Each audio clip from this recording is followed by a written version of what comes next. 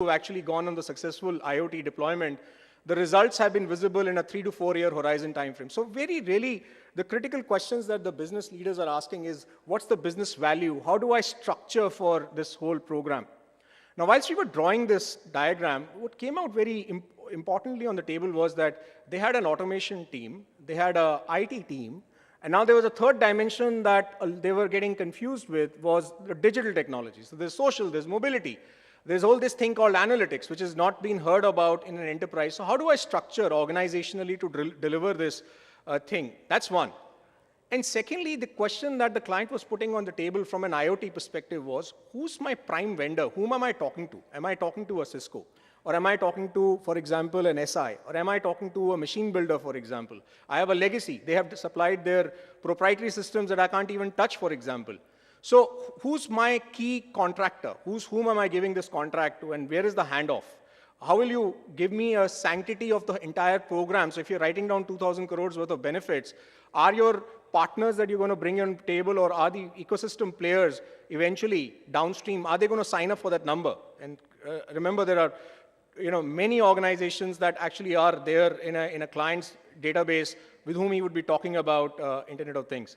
So clearly, the second layer was about that transition, the ladder that we talk about, and that the two critical aspects were about really the architecture management office and the designing the entire program. How will it really get structured out, etc. So some of the key considerations that went into this conversation, and this is what is happening right now. We're going to go back to this client is, the fundamental question was on organizational design.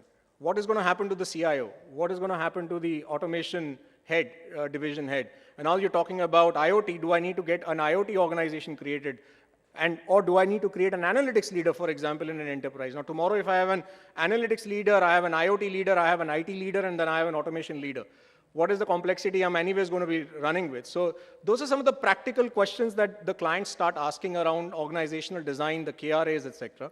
I think that they're important topics to be addressed right up front when we start solving for IoT programs.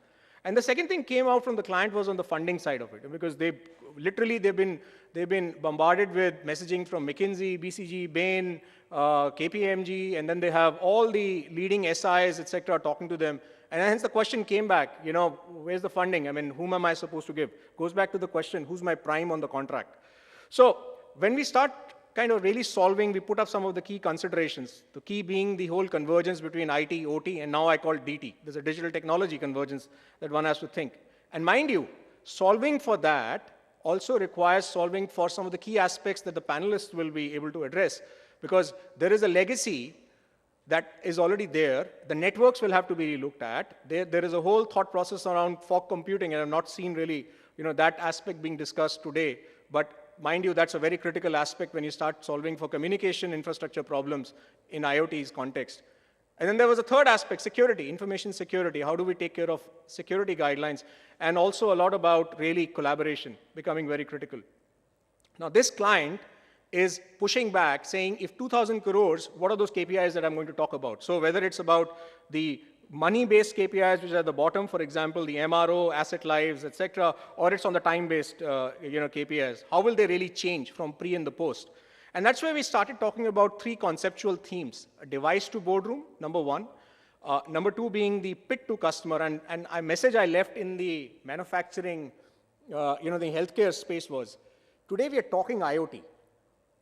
If 5 years down the line I was to stand here on the podium and speak again, we'll be talking about something which SAP really aggressively pushes is Internet of Services. Or you will start talking about really convergence. Because eventually what will happen is the moment you take a pit to boardroom view, you're talking about IoT in specific client domains. There will be IoT in the mine side. There will be IoT, for example, on their processing and the plant side. There will be IoT, for example, downstream, which you're talking about supply chain, how they look at logistics, etc. And eventually, there are services inside them that have to be really managed. There are enterprise services. They still will start converging. And some of them will be within the realm of the enterprise. Some of them will be with their partners. So it becomes pretty much a concept which we term now is called Internet of Services. In 5 years from now, it eventually could become even more than that. Now, as we say, there is this whole layer of vendors. So there is in the IoT programs, as we're talking about, automation vendors who have been there, the machine vendors, the machine builders who have actually supplied the core equipment, I mean, many times the proprietary systems, they don't open them up, for example. Then you have to have an involvement of the network solution providers like Cisco, for example. So there are install bases in a client's environment which are a legacy. And as a result, dealing with that legacy to reach to this new end state becomes very critical. And that's why we have the 4 panelists whose role is extremely crucial in driving this success for the overall IoT programs. So ladies and gentlemen, this is just a kind of a snapshot I thought I'll lay before you, is the complexity, the landscape that a traditional large manufacturing enterprise, what goes in the head of a managing director or a chief strategy officer when he views Internet of Things. And hopefully as we end this session, we would have taken this journey from the business to the IT layer, and we would have tried to see how each of the panelists are able to address that through their conversations. So with that, what I'd like to do is I'd like to hand this over to Swapnil and have a Cisco view on how Cisco is traditionally solving the Internet of Things market in India. Thank you. Swapnil. Thank you, Puneet. Good afternoon, everyone. Now, when we talk about Internet of Things for manufacturing, primarily the first and foremost thing that happens to be Internet of Things is all about connecting things. And when we talk about a manufacturing shop floor, it's the machines or the robots, the discrete devices, the sensors, variable flow drives, energy meters, and all that. Those are the ones which actually constitute a thing when you talk about a manufacturing shop floor. So first and foremost aspect when you talk about IoT in manufacturing is getting all of these discrete devices and the plant machinery, the PLCs, onto one single network. Because I'm pretty sure the ones who are there from the manufacturing setup presently in this room, there are a lot of sections which are not connected, and because of which the challenge that happens is the complete 360-degree visibility of the plant or these machines, the data which is coming from these machines is not visible. So the first and foremost thing that happens is connecting all of this, and we call it as a converged plant network, a factory automation, wherein all these devices are connected on one single network so that you enable machine talking to another machine or any other device talking to any other machine if they are all on one single network. Now, when you have connected all these machines, all these equipments on one single network, the second important aspect comes in as how do you secure the data which is coming on from these devices? Suppose if I talk about maybe an automotive plant or say a pharmaceutical company, you would not really want any of this data to be leaked or prone to some kind of a cyber attack. So the next layer happens to be how you actually secure this data which is coming in after you have connected all the machines and the discrete devices. But Puneet did speak about the fog compute, and that's a very important aspect that needs to be looked into, because when you're talking about machine security or data security, also at the same time, when you're acquiring data directly from the machines, there is a huge big data which is actually coming in. So there has to be some kind of intelligence at the local level which decides your security policy, maybe decides what is the relevant data that needs to be pushed back for my data analytics or maybe any kind of a data churning. So another layer, as I spoke about, comes to the fog compute ability. Then we also talk about how you make your entire manufacturing setup very flexible, right? And it's all about how by deployment of, say, wireless system into the factory. There are a lot of use cases, a lot of benefits which a factory wireless can actually offer in terms of maybe asset tracking, the tool tracking, realignment of the machines, reducing the cable complexity which is there on the shop floor. So that, again, is another aspect which Cisco actually looks in, and we have huge host of offering and partnership, wherein partner ecosystems which comes with the sensors which can talk to our access points and and enable a lot of collaboration tool which can come in. So how people on the shop floor or people from the top floor to shop floor or vice versa, they interact with each other. Now, normally in case if there's some kind of a report which is required from the shop floor, right? The person has to typically go to some kind of IT device and then leave his area of operation and then kind of share those kind of reports or information which has to be done. How about having a wireless factory wherein he has a handheld device with which he can take videos, voice, or data, and then share with anybody across the entire ecosystem? That actually increases the productivity and the communication chain. So this is actually what connected wireless can offer you. Then once you have all of this data, then there has to be something that can hold this particular data, and that's where the cloud and the data center comes in. This, again, is an aspect which can be provided by Cisco, right? Once you have this data, then of course we talk about big data analytics, wherein there is analyzed data which goes as a processed dashboard, so as to reduce the time which a person has to take in terms of drawing intelligence out of that data. And I'm pretty sure Vineet will be probably talking more about the data analytics part of it. Then comes in as to how you make it faster for the product to actually go out into the market, right? So it's all about supply chain management. So when I talk about IoT in manufacturing, these are the various layers from a OEM perspective, which is there, and it's all that is there with Cisco.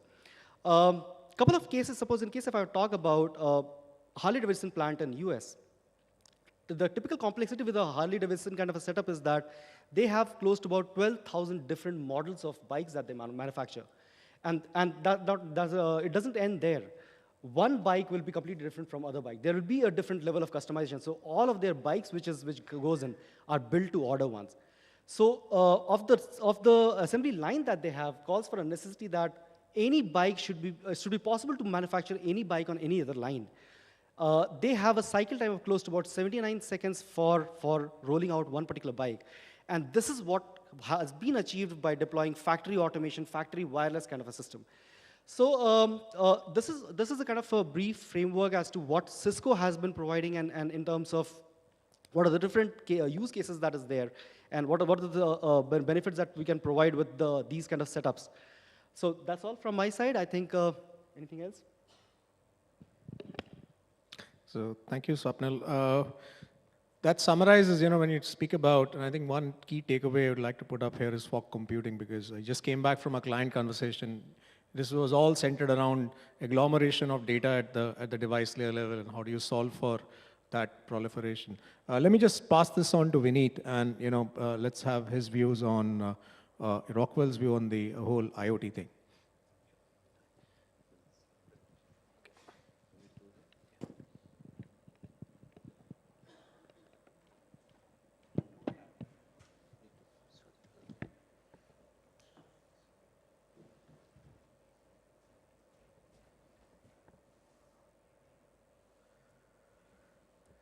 So wish IoT had solved this problem too.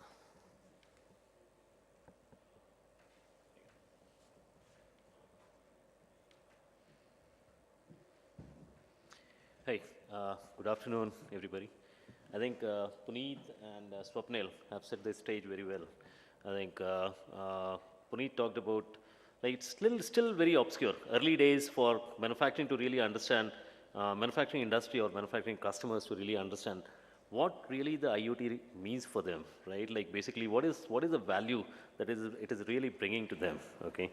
And how it is to be deployed, who are the people that they had to connect, whether it's IT, manufacturing, because manufacturing is a very complex operation. Obviously, IT today has a very important role to play in that. I think Swapnil took few examples, few case studies. He talked about Harley-Davidson, and he also talked about like sensors and availability of data, and how the security and other aspects are very, very critical when it really comes to manufacturing. So I'll try to make it a little simple, because I deal on a day-to-day basis with the customers on the shop floor. We come from the automation side, okay? So I think we cannot really, many a times IT jargons becomes a little obscure for the people on the manufacturing shop floor. So we have to really make it a little simple for them, really. So when you talk of manufacturing, what does it really mean, okay? Manufacturing is something that happens on the shop floor where people make product. And there's a part of manufacturing which happens outside the shop floor, be it the supply chain on one side, and then the customer and the delivery and like the CRM and other quality feedbacks and other thing. Now, for a very long time, these systems have been working in a very independent manner, right?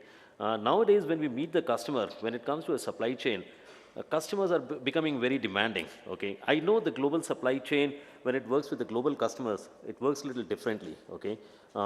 The parts have to be sequenced, parts have to have their genealogy and everything, parts have to be marked and barcoded, all the things are there.